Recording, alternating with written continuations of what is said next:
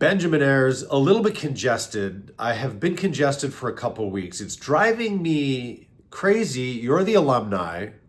This is the Professor's Lounge at Romance University. I'm going to jump right in. Tracy Dalton asks me, do you ever use the thumb kiss when filming a Hallmark movie?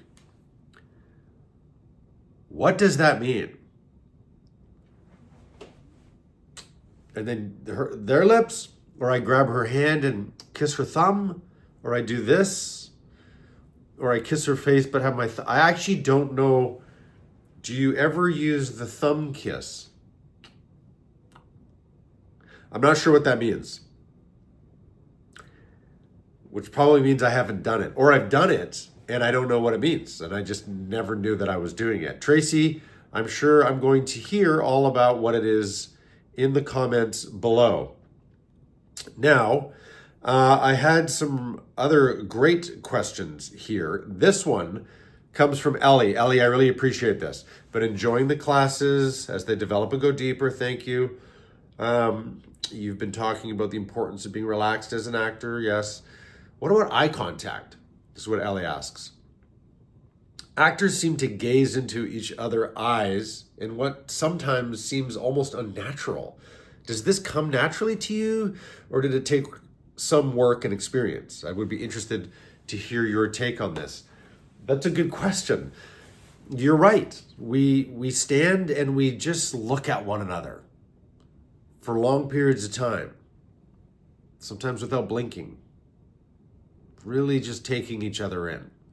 Why is that? Because the camera is usually set up like this.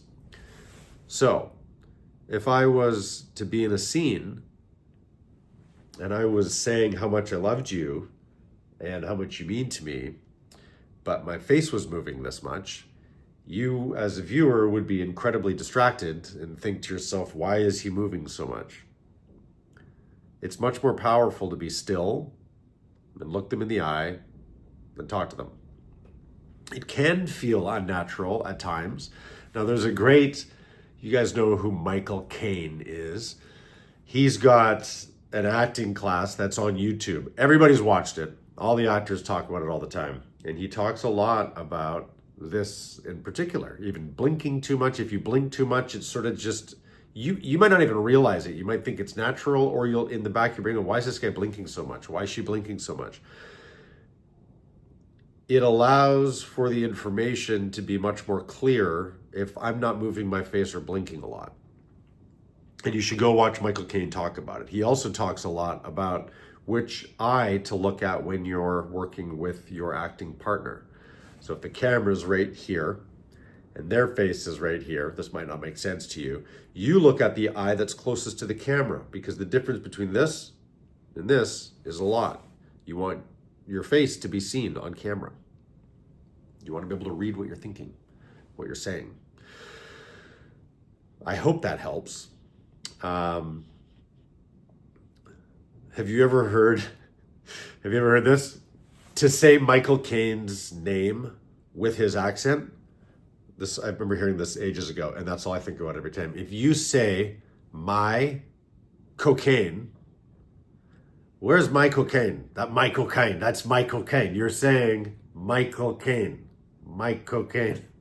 Anyway, that's random. But I appreciate that question, and I hope that helps. It's not natural. It is now. Do you know what? Also think about the time. Remember when you fell in love.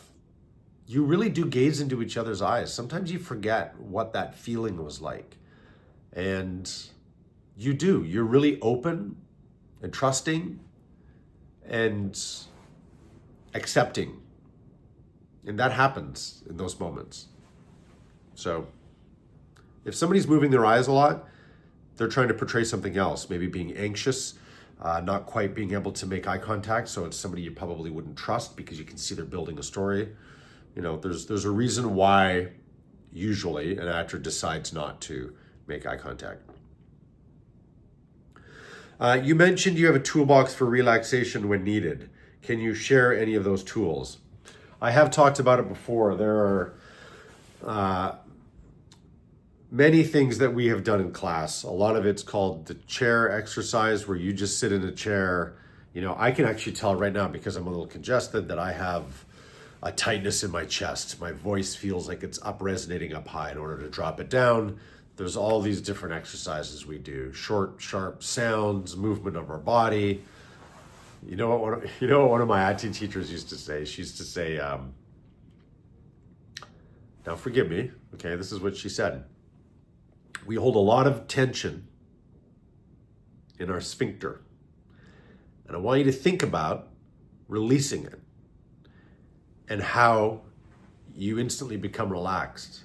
And I have thought to myself sometimes, if I'm not feeling relaxed before action's called, I'll just think of that and take a breath down to it, and I feel relaxed. And finding relaxation, because it's you'll instantly want to tense back up again. And I've said it before, think about how relaxed you are with one of the most comfortable people you feel around. That's what you want to do when you are working with another actor. Or at least that's the state you want to be in. Full relaxation, full comfort.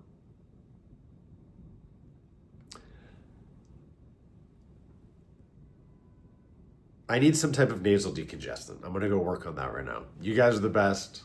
Class is dismissed.